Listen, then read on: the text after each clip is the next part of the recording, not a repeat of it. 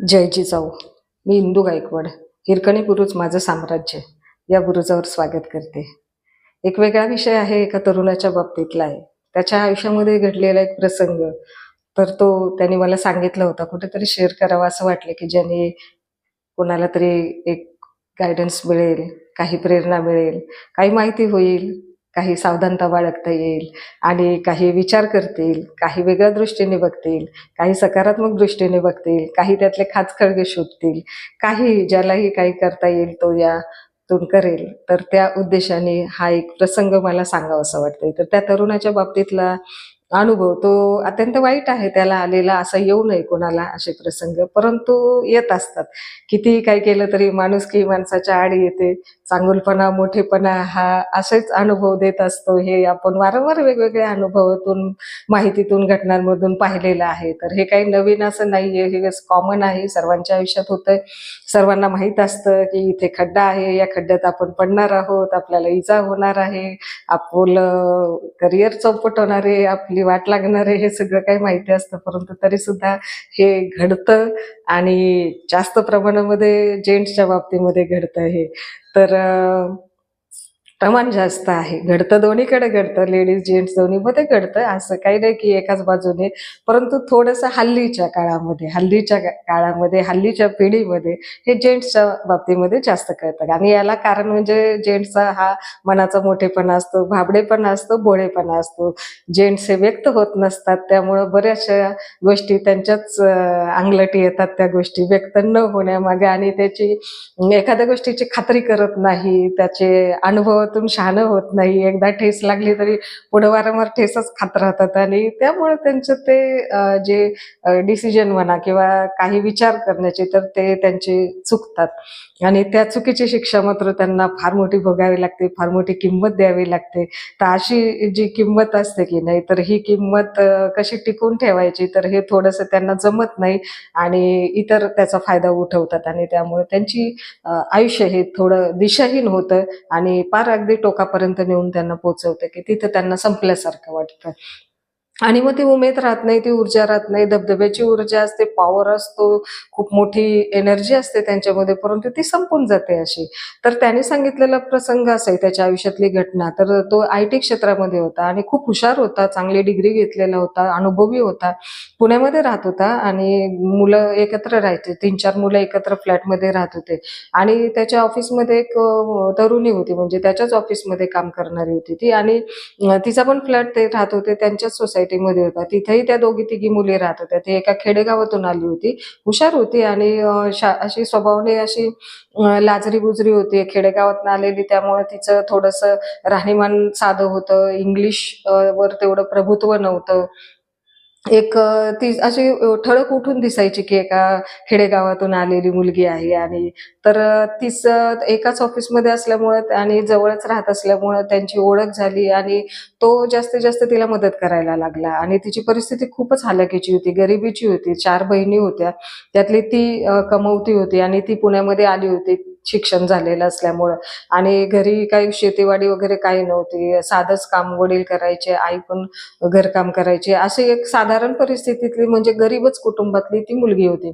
आणि मग तिला मी म्हणणे सर्व प्रकारची मदत करायचो. मग तिला ती इंग्लिशमुळं तिचं अडायचं. तिथं थोडंसं तिला मी तिच्यामध्ये थोडंसं तिला ते शिकवलं. तिला थोडं नॉलेज दिलं, जरा थोडीशी माहिती दिली, काम कसं करायचं, काय कसं करायचं.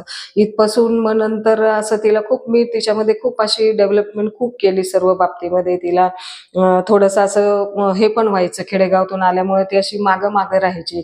इतर सिटीतल्या मुलींसारखी अशी ती पुढे यायची नाही. पुढं अशी प्रेझेंट करायला थोडीशी अशी ती थोडीशी दबून जायची, की माझं प्रेझेंटेशन बरोबर येत नाही, मला नीट व्यवस्थित उच्चार येत नाही, बोलता येत नाही.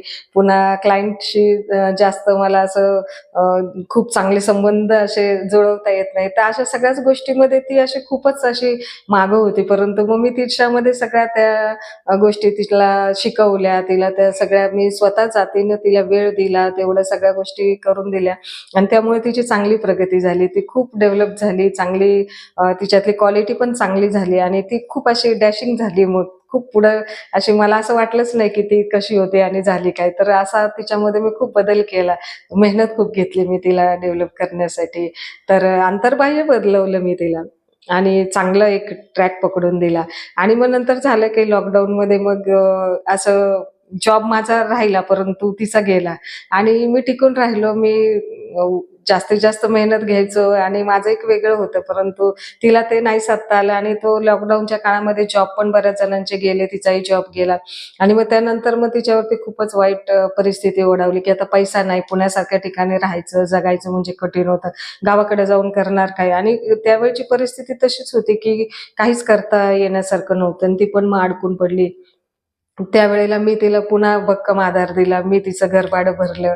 मी तिला धीर देत होतो. तिला कामं अशी करायला ऑनलाईन कामं वगैरे या गोष्टीमध्ये मदत करत होतो. तिला तिचा सगळाच आर्थिक भार, तिचा सगळा मानसिक भार सगळा मी माझ्या स्वतःवरती घेतला. एक जबाबदारीच घेतली मी. वास्तविक पाहता माझं तिचं काही खूप असं मोठं किंवा इंटरनल असं नातेसंबंध असे काहीच नव्हते आणि काहीच नाही. मी फक्त एक मदतनीसाच्या भावनेतून मी तिला मदत करायचो. आमचं दुसरे कुठलेही नातेसंबंध असे नव्हते. मी एका भावासारखा तिला एक भक्कम आधार देत होतो आणि तिला मी पुढे काढत होतो, की मी पण त्याच वाईट परिस्थितीतून, खेडेगावातून, गरीब परिस्थितीतून आलेला, कसं शिक्षण घ्यायचं, कसं या स्पर्धेत उतरायचं, या शहरातल्या मुला-मुलींशी कशी फाईट करायची, याचा मला अनुभव होता आणि मी यामध्ये खूप असा शिकलेलो होतो. खूप अनुभवाने मला शहाणपण आलं होतं आणि म्हणून मला तिची दया यायची तिच्यावरती. असं मला कीव पण कधी-कधी यायची, की ही साधी भोळी पोरगी खेड्यातून आलेली, इथं तिचा कसा टिकाव लागेल यासाठी मी माझं असं काहीच पाहिलं नाही. मी माझ्यातला जवळ-जवळ निम्मा पगार मी तिच्यावरती खर्च करायचो. तिला पाहिजे ते द्यायचो. तिला सगळं काही द्यायचो. मी तिच्यासाठी गाडी घेतली होती. हप्त्यानी गाडी तिला उशीर व्हायचा यायला-जायला. मग तिला हप्त्यानी गाडी घेऊन दिली होती. त्याचे हप्ते मी भरत होतो. घरभाडं भरत होतो. तिचा खाण्यापिण्याचा खर्च मी करत होतो. एक असा भक्कम आधार मी तिला देत होतो आणि माझ्यामध्ये तिच्याकडनं अपेक्षा काहीच नव्हत्या, की तिने माझ्यासाठी हे करावं, माझ्यासाठी ते करावं. अशी माझी काही अपेक्षा नव्हती. एक निर्मळ भावनेने मी करायचं. माझ्या बहिणीसारखं समजून मी करायचं तिचं सगळं काही. आणि मग झालं काय त्यामध्ये मग लॉकडाऊनच्या काळामध्ये असं झालं, मी तिला खूपच आधार दिला आणि त्यामध्ये ती तग धरली. त्यामुळं माझा आधार होता. त्यामुळे ती जगू शकली, राहू शकली व्यवस्थेमध्ये. आणि त्यानंतर मग काय झालं माझा जॉब मी नंतर व्यवसायामध्ये उतरलो. माझं त्या जॉबचं पण नंतर काही खरं नव्हतं. त्यामध्ये मलाही वेगळे अनुभव यायला लागले आणि नंतर मग माझाही जॉब मी तो सोडला आणि मी माझा व्यवसाय सुरू केला आणि मला पहिल्यापासून एक करियर करायचं होतं. काहीतरी मला बिझनेसची जास्त इंटरेस्ट होता मला बिझनेसमध्ये आणि मी माझ्या ती क्वालिटी, ते अनुभव सगळे माझ्या बिझनेसमध्ये उतरवले. माझा बिझनेस सुरू केला.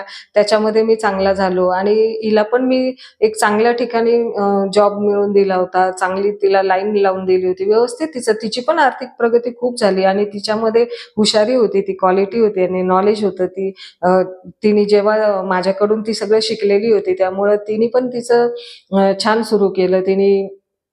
तिचा जॉब मी लावून दिला होता. मग तो जॉब पण ती चांगला करत होती. त्यानंतर तिने पण तिचा एक छोटा बिझनेस सुरू केला. त्याच्यातही तिने चांगलं योगदान दिलं. खूप चांगली मेहनत, खूप चांगले कष्ट घेतले तिने सुद्धा आणि ती त्याच्यामध्ये चांगली सुधारली आणि मग एक आर्थिक बाबतीत विचार करायचा असा झाला, तर मग तिथं परत पैशाचा खेळ झालाच सुरू आणि तिथं मग तिने माझ्यापेक्षा तिची कमाई वरचढ ठरली. तिला जास्तीत जास्त प्रॉफिट मिळायला लागला आणि मी मात्र माझ्या याच्यावर साधारण स्थितीवरती होतो. मला काही पाहिजे तितका मला बिझनेसमध्ये तेवढा मिळाला नाही. कष्ट माझे खूप होते, मेहनत होती, सगळं काही होतं. वेळ खूप देत होतो, सगळं काही. परंतु मी पैशाने मागे पडलो आणि ती पैशाने पुढे गेली. पैशाने पुढे गेली तशी ती डोक्याने पण पुढे गेली. तिने मला टाळायला सुरुवात केली. ती माझ्यामध्ये लेव्हल बघायला लागली. तिची आता हाय स्टँडर्ड झालं होतं. तिची हाय लेव्हल झाली होती. हाय पैसा झाला होता आणि ती हाय-फाय जगामध्ये आता वावरत होती. एक मोठमोठ्या बिझनेसमन बरोबर ती आता उठत बसत होती आणि तिचं ते वातावरण तसं झालं होतं. जे वातावरण होतं, दुष्काळी जीवन होतं, दुष्काळी आयुष्य होतं, भेगाळलेल्या जमिनीसारखं आयुष्य होतं. ते आता कुठेतरी एक त्याची एक बाग, फळबाग जशी फुलते, तगारते, जिवंत आणि अशी एकदम ताजीतवानी होते, तसं तिचं आयुष्य झालं होतं आणि पैशाने ती खूप सुधारली होती. पण पैसा ही एकमेव माणसाची अशी गोष्ट आहे ना, की पैसा माणसाची नीती भ्रष्ट करतो. आणि सर्व काही विसरायला लावतो पैसा. त्या पैशाच्या दुनियेत, त्या माणसांच्या दुनियेत, त्या स्वार्थी जगामध्ये, त्या हाय फाय स्टँडर्डच्या जगामध्ये माणूस एकदा गेला तर त्याचे पाय मातीत राहणं, मातीला धरून राहणं हे माणूस विसरतो. आणि मला वाटलं नव्हतं की ती विसरेल, परंतु ती विसरली. ती मातीला विसरली, ती गरिबीला विसरली, ती माझ्यासारख्या साध्या तरुणाला विसरली, जो मी तिला त्या संकट काळामध्ये मी तिला उभं केलं. ज्या गोष्टींमध्ये ती संपली होती, ज्या करिअरमध्ये संपली होती, नोकरीत संपली होती, तिचं त्या ठिकाणी मी तिला माझ्यातलं देऊन तिला मी उभं केलं, तिचं विश्व निर्माण केलं, तिचं आयुष्य मी स्थिर स्थावर केलं, तिला आधार दिला. तर कुठल्याही अपेक्षाविना केलं होतं, परंतु तिने मात्र त्याची जाण नाही ठेवली. ती बदलली. ती बदलली, तिला पैशाने बदललं, तिला आर्थिक स्तर बदलला तसा माणूस बदलतो. तर त्या आर्थिक स्तराने तिला बदललं आणि त्या लोकांच्या उठण्या बसण्यामध्ये राहून, त्याच बिझनेस पॉलिसीमध्ये, त्याच अफाट करोडोंच्या पैशाच्या त्या जगामध्ये राहून तिने तिचं खूप डेव्हलपमेंट केली. मोठ्या गाड्या घेतल्या, घर हे ते सगळं काही खूप सुधारणा झाली तिची. परंतु तिने मला मात्र खड्यासारखं बाजूला केलं. म्हणजे तिला नंतर मग माझ्यातल्या सगळ्या त्रुटीच दिसायला लागल्या, माझ्या कमतरता दिसायला लागली, माझी व्हॅल्यू डाऊन झाली. माझं जो स्ट्रगल होता, मी जे तिला मेहनतीने तिला जी काही मदत केली होती, तर त्या तिला असं वाटायचं की केलं तर काय झालं त्याच्यामध्ये एवढं. मला एक मदत केली, ठीक आहे, मला त्याची जाणीव आहे, मी तुला बरोबर राहिले, तुझ्यासोबत राहिले, आता मी माझं जग निर्माण केलंय, आता मी माझा बिझनेस सुरू केलाय, आता माझं स्थान निर्माण केलेलं आहे. मग आता तुला माझ्यासाठी कष्ट घेण्याची काय गरज आहे? आता तू मला कशाला धरून राहतोस? आता मला माझ्या जगामध्ये राहू दे, माझ्या उंचीवर मला झेपवू दे, मी तुझ्यासाठी खाली नाही येणार आहे. आणि माझं मत असं होतं की मी कधीच तिला जर खाली ठेवायचं असतं तर मी तिला मदतच केली नसती. मी असं माझ्या मनात विचारच नव्हता कधी, की उलट माझ्या मनात विचार होता की ती उंचीवर कशी जाईल, ती गरुडासारखी झेप कशी घेईल, ती तिचं आयुष्य कसं घेईल, ती तिचं स्वातंत्र्य कसं भोगेल, ती तिचं अस्तित्व कसं टिकवेल, ती तिचा मोठेपणा कसं कमवेल. तिच्यात क्वालिटी आहे, त्या क्वालिटीला जर तिला स्पीड दिला, तिला झेपवण्याची क्षमता दिली, तिच्या पंखात बळ दिलं, तर ती नक्कीच आकाश गाठणार आहे. ती ते पूर्ण आकाश कवेत घेणार आहे, हे स्वप्न माझं होतं. ही शक्ती मी ओळखली होती, ही ऊर्जा तिच्यातली मी ओळखली होती, तिचं शक्तीचं रूप मी ओळखलं होतं. आणि म्हणून मी तिच्यासाठी माझा निम्मा पगार जवळजवळ खर्च करायचो, माझा कितीतरी आयुष्यातला वेळ मी तिला द्यायचो, कितीतरी मी तिला माझ्यासाठी काही गोष्टींचा त्याग मी तिच्यासाठी केला. माहिती नाही का आपण कुठल्या अपेक्षेविना केला. फक्त तिने एक जगावं तिचं आयुष्य आणि एक स्वातंत्र्य च्या जगामध्ये पंख फैलावून तिने तिचं अस्तित्व निर्माण करावं, अशा एका निर्मळ आणि प्रामाणिक भावनेपोटी मी केलं. परंतु तिने जे मला नंतर जे माझं अस्तित्व दाखवलं की तू माझ्यापेक्षा कसा खाली आहे, तू माझ्यापेक्षा कसा डाऊन आहेस, मी तुला मागं टाकून बघ कशी पुढे आले, बघ माझ्यामध्ये किती ताकद आहे की मी तुझ्यासारख्याला मागं टाकू शकते.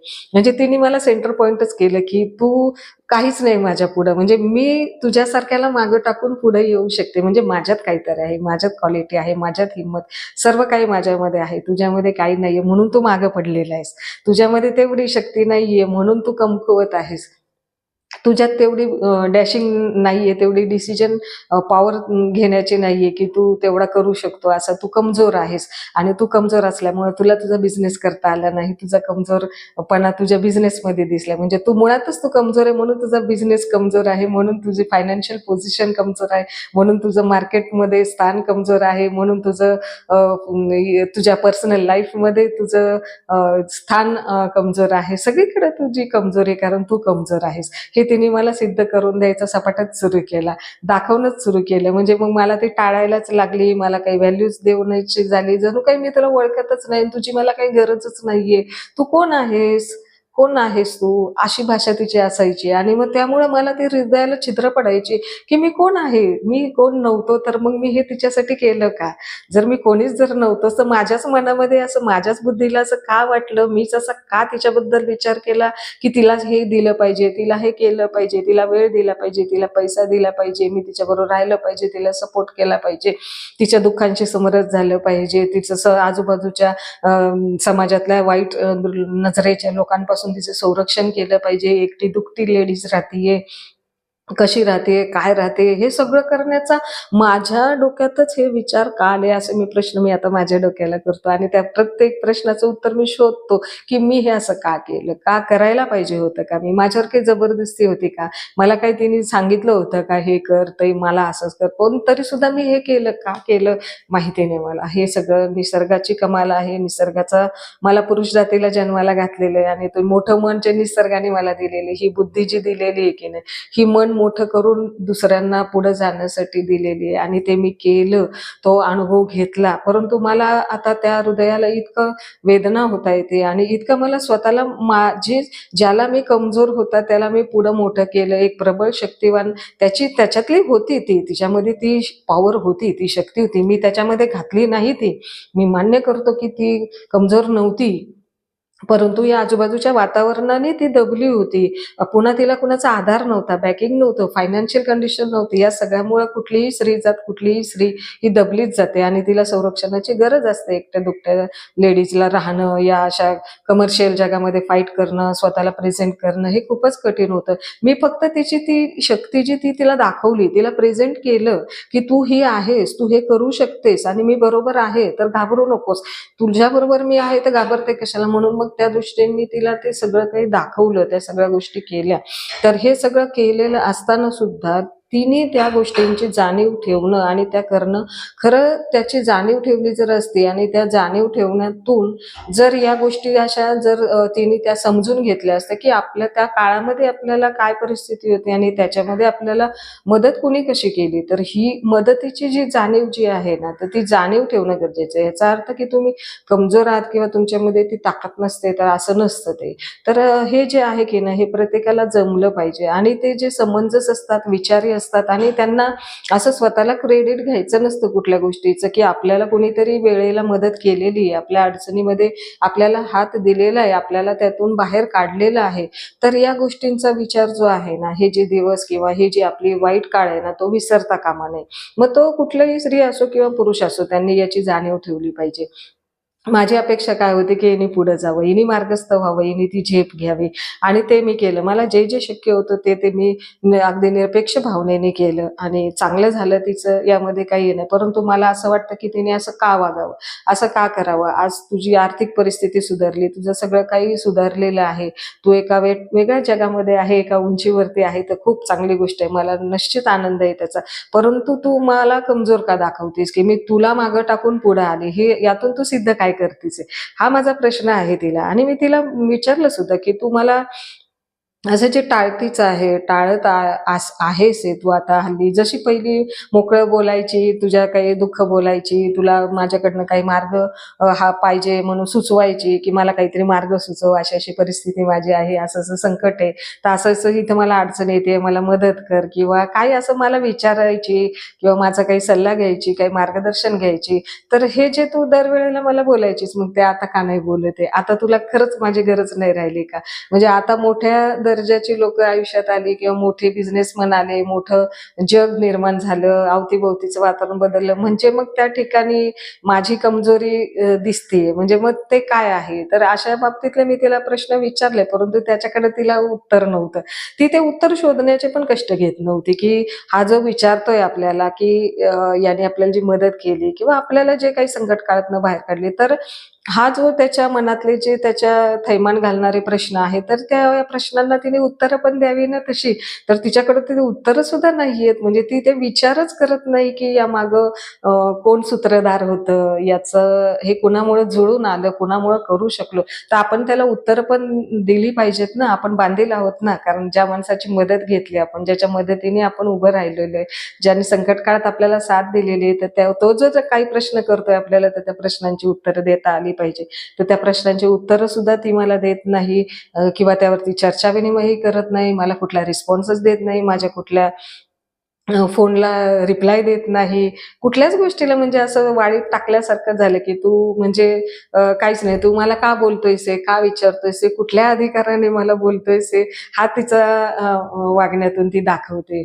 तर असं जे आहे ना, तर मी असं त्यामध्ये असं एक डिप्रेशनमध्ये गेलेलो आहे, की हे असं का? त्या काचंच उत्तर मला मिळत नाही. मी आतून असा नुसता असा हे झालेलो आहे, संपलेलो आहे आणि माहिती नाही काय. मी काम तर करतोय, माझा धंदा-पाणी सुरू आहे, माझा व्यवसाय सुरू आहे.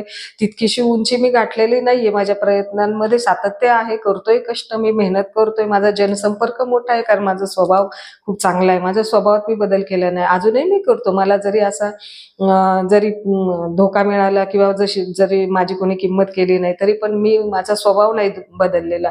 मी माझ्या स्वभावानुसार मी सगळ्यांना मदत करतो. अजूनही मी त्या एका गोष्टीसाठी बाकीच्या 10 गोष्टींकडे लक्ष नाही देत. ती एक गोष्ट खराब निघाली म्हणून बाकीचे सगळे खराब आहेत असं नाही. तर इतरांनाही जी मदत हवी असते किंवा काही गाईडन्स पाहिजे असतं किंवा काही आणि 2 पैशाची मदत जरी लागत असेल, तरी मी आजही करतो. मी असा तो एकमेव प्रसंग, एकमेव व्यक्ती अशी ठेवून माझ्या आयुष्यामध्ये राहत नाही, जगत नाही.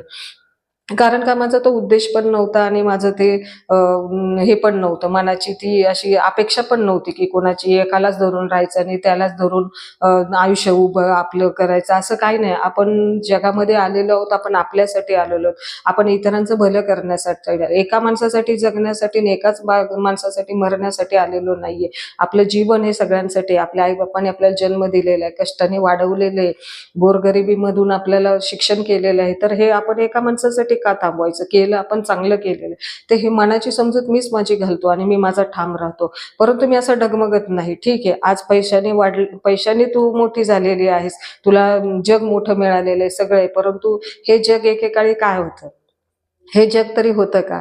तर हे जग हे सगळ्यांचं सारखं नसतं. दिवस सगळ्यांचे सारखे नसतात. पलट चालूच असते. व्यवसायामध्ये आता लॉकडाऊनमध्ये किती जणांच्या नोकऱ्या गेल्या, किती जणांना संकट आली. म्हणून काही सगळेच बरबाद झाले नाही, काही सुधारले, स्वतःच्या पायावर उभं राहिले. तसंच आपलं आयुष्य आपण उभं करू शकतो. आपलं जीवन आपण आपल्या मार्गाने नेऊ शकतो, मार्गस्थ ठेवू शकतो. तर हे एकासाठी थांबवायचं नाही. परंतु मला असं वाटतं, की कधीतरी तिला त्याची जाणीव होईल आणि कधीतरी तिला वाटेल, की आपण कुणामुळं आलो आणि काय जर आपण आपल्याला त्यावेळेला आधार नसता तर आज आपण असतो का? तर ही जी विचार क्षमता जी आहे ना, ही जी मॅच्युरिटी आहे ना, ती असायला हवी आणि हे फक्त कामापुरतं राहणं, स्वार्थापुरतं एकमेकांसोबत राहणं, गोड-गोड बोलणं, आपलं काम झालं की मग निघून जाणं, मग पाठ दाखवणं, नंतर मग त्याच्याच पाठीत खंजीर खुपसणं किंवा त्यालाच कमजोर ठरवणं, त्याचीच बदनामी करणं, त्यालाच चार चौघामध्ये तू कसा नालायक आहेस, तू कसा स्वार्थी आहेस, तू कसा आळशी आहेस, तू कसा बेअक्कल आहेस, असेच त्याच्या अकलेचे लक्तरे काढणं, त्याची इज्जत आबरूची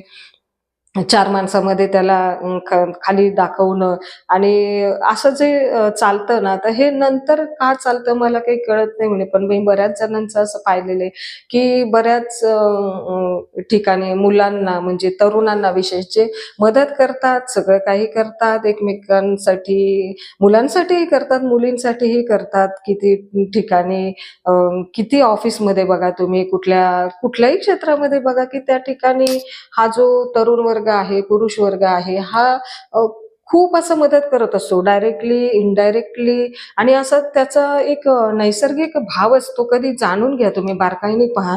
तर तो असा खूप कसं करू, काय करू असा विचार करत नाही बसत लेडीजसारखा, की लेडीज कसं 10 वेळा विचार करते, का करू मी? माझा काही संबंध आहे? मला काय करायचंय? त्याच्यातून मला काय मिळणार आहे? आणि काय माझा काय पगार वाढणार आहे का त्याच्यामुळं किंवा काय किंवा मला मिळणार काय आहे? हा एक स्त्रीचा गुण असतो. ती ते बघत असते. परंतु कुठला पुरुष असा खूप असा विचार करताना हे करू का नको करू? केलं तर काय काय असं बघा तुम्ही जरा बारकाईने बघा आणि शांतपणे निरीक्षण करा, ऑब्झर्व्ह करा असं नसतं. तर जेंट्स हा कसा आहे ना, की कुठलाही की तिथं स्त्री आहे, पुरुष आहे, कोण आहे, म्हातारा माणूस आहे, लहान मुलगा आहे, नाही बघत. समोर जो संकटात असतो, जो त्याला तिथं दिसतं ना, तर तिथं लगेचच पुढं पुरुष येतो. लगेचच ते ॲक्शन घेतो, हातामध्ये सूत्र घेतो, क्विक कार्यवाही करतो. म्हणजे त्याला ते ॲक्शन प्लॅन्स करण्यामध्ये त्या ॲक्टिव्ह असतो. तो विचार नाही करत बसत, की इथं आता पैसेच नाहीयेत, काय करू, कसं करू? रस्त्यावर दगडी फोडेल. किती गरीब माणसं बघा. खडी फोडतात, दगडात मुरुम वाहतात, डांबर टाकतात. त्या डांबरावरती पायाला चटके बसतात. उन्हाने घाम असं उन्हाच्या आणि घामाच्या धारा लागतात उघड्या अंगावरती. काय किती कष्ट, काबाड कष्ट, एक जनावरासारखं कष्ट करताना पुरुष तुम्हाला दिसतील किंवा काय काय करतात हे 2 भाकरी मिळवण्यासाठी, पोट भरण्यासाठी. पण त्या जीवाची पर्वा नाही करत, की इथं मी मरल का जगल हा सुद्धा विचार करत नाही पुरुष. कुठल्याही संकटामध्ये, म्हणून तर इतक्या मोठ्या संकट काळामध्ये कुठल्याही बघा तुम्ही या दुष्काळामध्ये, पूरग्रस्तामध्ये, भूकंपग्रस्तामध्ये, कुठल्या ह्या नैसर्गिक आपत्ती असो, मानवी आपत्ती असो, कुठल्याही याच्यामध्ये पुरुष बघा, पुरुषत्व तो सिद्ध करतो. पुरुषासारखा तो धाडसाने पुढे येतो. कुठेही असो, आगीत हात घालतो, पाण्यात हात घालेल, कशातही उडी घालेल, कशातही काही करेल, परंतु तो त्यातनं बाहेर काढायची ही वृत्ती पुरुषाची असते. तिथं तो विचार करण्यात वेळ नाही घालवत, कसं करू, काय करू, मला काय मिळणार आहे, मला काय होणार आहे. तर हा नैसर्गिक स्वभाव आहे पुरुषांचा. त्यामुळे पुरुष हा प्रत्येक वेळेला अपेक्षा, प्रत्येक वेळेला स्वार्थ, प्रत्येक वेळेला मोठेपणा, प्रत्येक वेळेला मलाच कसं मिळेल, मलाच कसं, असा म्हणजे पुरुषाचा हा नैसर्गिक स्वभावच नाहीये. तर हा स्वभाव आहे ना कोणी बघत नाही आणि या स्वभावाचा गैरफायदा मात्र घेतला जातो आणि मग त्यालाच चॅलेंज केलं जातं. त्याच्याच पुरुषत्वाला चॅलेंज केलं जातं, त्याच्याच एज्युकेशनला चॅलेंज केलं जातं, त्याच्याच ताकदीला चॅलेंज केलं जातं.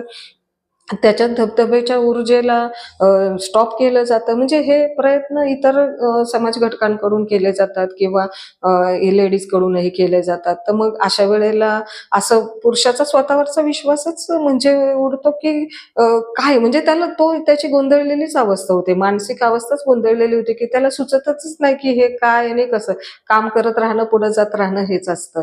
तर मग त्यांनी सांगितलं, "मी आता माझं काम करतोय, काम चालूच आहे ना, मी बंद केलं, परंतु मला ह्या गोष्टीचं कोडच आहे, अजूनही कोड आहे आणि अशा गोष्टी माझ्या मित्रमंडळींमध्ये आजूबाजूच्या जेंट्समध्ये घडतात. परंतु तिथं मला असाच प्रश्न पडतो, की त्यांच्याही बाबतीमध्ये असं काही ना काही घडत असतं. हे का घडतं?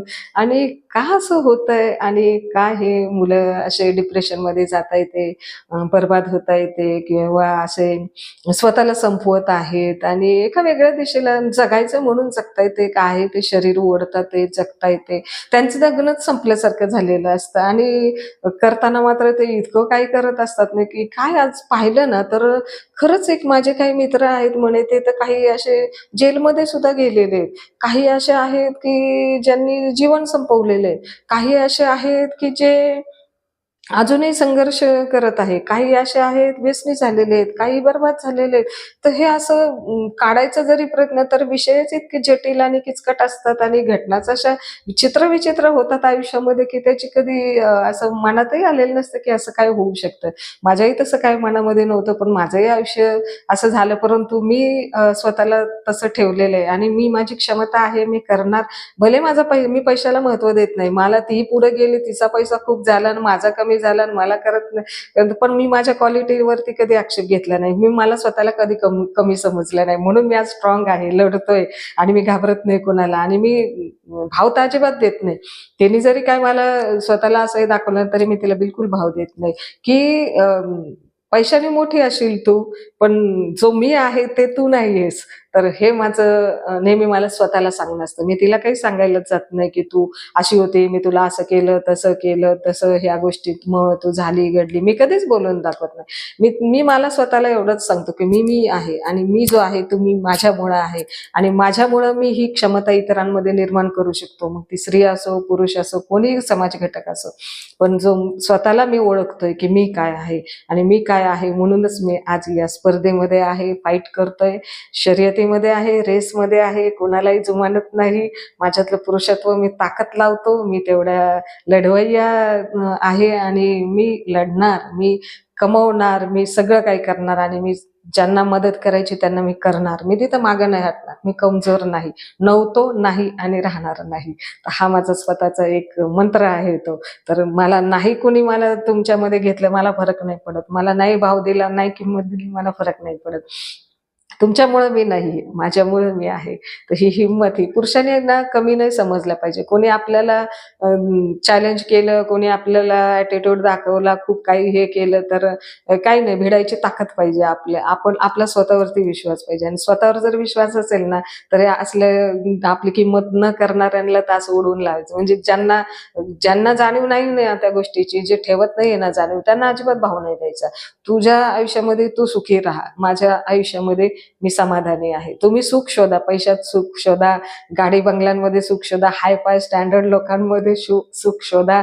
काय तुम्हाला शोधायचं ते शोधा. माझं समाधान इथं आहे, कारण मी इथं आहे, माझा स्वयं इथं आहे, माझं सगळं काही इथं आहे, माझं अस्तित्व इथं आहे, माझे आई-बाप, माझी माती, माझी सगळी काही पाळंमुळं जी माझी गरिबीची आहेत, माझी जी समाजाच्या घटकांप्रती जी जी माझी भावनिकता आहे, माझं कर्तव्य आहे, ते सगळं माझ्या इथे आहे आणि ते मी एका व्यक्तीसाठी नाही सोडणार, एका नातेसंबंधासाठी नाही सोडणार.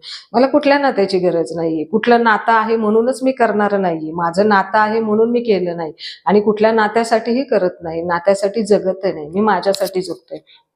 आणि माझं जगणं असं असायला पाहिजे की ते इतरांना जगवणारं असलं पाहिजे. इतरांची क्वालिटी त्यांना पुढे घेऊन जाणारी असं जगणं असलं पाहिजे. आपण एक मार्गदर्शक असलं पाहिजे. आपण कोणाचे पंख नाही छाटायचे. एखाद्याची झेप घेण्याची क्षमता आहे तर त्याला ती घेऊन द्यायची. आपण त्यांची छाटणी नाही करायची. आपण त्यांना उभं आकाश द्यायचं, त्यांना जगणं द्यायचं, त्यांना स्वातंत्र्य द्यायचं. आपल्या हातामध्ये जे जे आहे, जे जे आपण देऊ शकतो ते निश्चित करायचं.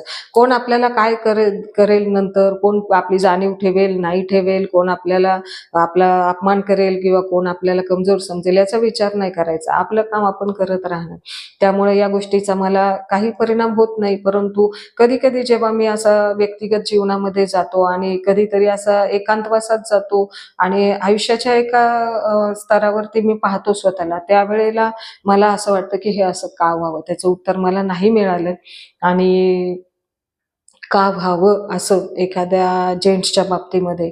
तर हा प्रश्न माझा अनुत्तर झालेला आहे, की याला उत्तर नाही आणि हा शोधतोय मी त्याचं उत्तर, परंतु तिच्याकडनं मागितलं उत्तर, पण तिने काही दिलं नाही त्याचं उत्तर. कारण त्या प्रश्नाचं उत्तर निश्चितच तिच्याकडे आहे. कारण नाही असं नाही. निश्चितच तिच्याकडे त्याचं उत्तर आहे, परंतु ती देत नाही म्हणून मी थांबलेलो नाही. मी माझं ते उत्तर शोधतोय. ते कोडं आहे, जीवनाचं आहे तो भाग, असं होतंय. परंतु मी माझा जो स्वभाव आहे, तो मी तसाच मार्गस्थ ठेवलेला आहे. तसेच मी प्रयत्नवादी आहे. मी प्रयत्न करत राहणार, इतरांना मार्गस्थ करत राहणार आणि विशेष करून मला असं वाटतं, की तरुणाईनी म्हणजे तरुणांनी, जेंट्सनी वाहवत जाऊ नये.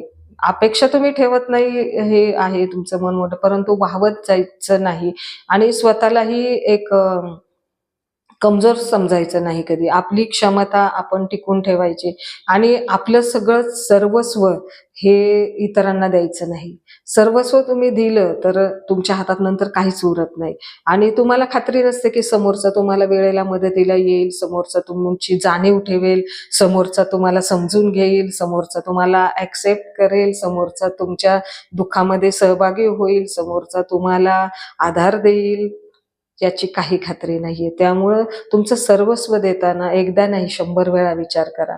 आपण करतोय, एखाद्याला ताकद देतोय, एखाद्याला मार्ग दाखवतोय, एखाद्याला आपण पूरक वातावरण निर्मिती करून देतोय, सगळं काही करतोय. ही खूप चांगली गोष्ट आहे. परंतु हे सगळं करत असताना स्वतःला विसरू नका. स्वची ओळख ठेवा, स्वची जाण ठेवा. मी आहे, माझा ऑक्सिजन मी घेतोय. निसर्गाने प्रत्येकाला जन्माला घातलेलं आहे, स्वतःचा ऑक्सिजन घेऊन जन्माला घातलेलं आहे. आपण कोणाचा ऑक्सिजन नाही बनू शकत, कोणाला देऊ शकत नाही, कोणाला घेऊ शकत नाही. आपण जो आपला ऑक्सिजन आहे त्याच्यावरती आपण जगतोय. हे आपलं जे शरीर काम करतंय हे आपल्यावर काम करतंय, आपल्या हृदयावर काम करतंय, आपल्या बॉडीवरती काम करतंय. निसर्गाने आपल्याला घडवलेलं आहे. यातली नस ही आपल्याला निसर्गाने दिलेली देणगी. हा जीव निसर्गाने दिलेला आहे. आई बापांमधून आपण जन्म घेतलेला आहे, त्यांच्या माध्यमातून आपण जन्माला आलोय, निसर्गाने जन्माला घातलेलं. तर हे जे स्वतःचं स्व आहे तर ते कधी ढळू द्यायचं नाही. त्यामुळे तुम्ही जर असं स्वतःकडे बघितलं ना, मग तुम्हाला कोणी काही म्हटलं ना तर त्याचा फरक जाणवत नाही. त्याचा तुम्ही जास्त तुमच्या शरीरावर, मनावरती कुठल्याच गोष्टीवर मग जास्त त्याचा अतिरेक करत नाही आणि अविचाराने काही जीवाचं बरं वाईट करत नाही आणि ढासळत सुद्धा नाही. तुम्हीच पहिल्यांदा स्वतःकडे बघा. स्वची ओळख निर्माण करणं, स्वतःसाठी जगा, स्वतःचा ऑक्सिजन स्वतः घ्या आणि यामधूनच मग तुम्ही इतरांना जगवू शकता, इतरांना प्रेरणा देऊ शकता, इतरांना मार्गदर्शन देऊ शकता. इतरांचं आयुष्य सुद्धा तुम्ही छानपैकी फुलवू शकता फुलासारखं आणि छान योगदान आहे हे तुमच्या ताकदीचं. एक पुरुष वर्गाकडे खूप मोठी ताकद आहे आणि एक ऊर्जा आहे, दबदब्याची ऊर्जा आहे पुरुष वर्गाकडे. नेहमी मी पाहते पुरुषांमध्ये खूप मोठी दबदब्याची ऊर्जा असते आणि खूप मोठं मन पुरुषाचं असतं. तर या मोठ्या मनाच्या पुरुषांनी तर निश्चितच ढासळू नका आणि स्वतःकडे बघा. स्वतःकडे बघितलं ना तर तुमची ताकद तुम्ही बघाल. तुम्ही हे जग निर्माण करते आहात आणि हे जग निर्माण झालेलंच आहे ना. कुणामुळे झालेलं आहे? तुमच्यामुळं पण आहे ना, स्त्रीकडनं पण आहे, पुरुषाकडनं आहे. निसर्गाने दोन्ही समान केलेले. तर या स्वयंला ओळखा, स्वतःच्या ताकदीला असं कमजोर समजू नका. दुसऱ्यांनी जरी दाखवलं तुम्हाला की तुम्ही असे आहात, तरी पण तुम्हाला तुमची ताकद माहिती पाहिजे आणि या ताकदीवरती तुम्ही काम करा आणि मार्गस्थ राहा. तर सर्वांनी या सर्व घटकांना एकत्र घेऊन आपल्याला पुढे जायचंय. असे अनुभव येतात, येत राहतील. जीवनचक्र आहे हे, मनुष्य स्वभाव आहे, याला आपण बदलू शकत नाही. स्वभावाला काय बदलणार आपण? तर म्हणून काय आपण आपलं जगणं सोडून द्यायचं का? आपलं अस्तित्व आपण संपवायचं का? आपला आत्मविश्वास आपण ढासळवायचा का? तर नाही. आपण काहीतरी असतो म्हणून इथं असतो. काहीतरी होतो म्हणून तर या क्षेत्रापर्यंत तर पोहोचलेलं असतं ना. तर आपल्यामध्ये आपल्यामुळं आपण असतो. तर ते जे आहे ते आपलेपण आपण जर ओळखलं, तर आपण यामध्ये निश्चितच टिकून राहतो आणि छानपैकी आपण मार्गस्थ राहतो. सर्वांनी या गोष्टीचा खोलवर विचार करायचा आहे. ताकद ओळखायची आपली प्रत्येकाची आणि स्वयंकडे बघायचं, स्वतःकडे प्रथम बघायचं. पुन्हा भेटूया. धन्यवाद.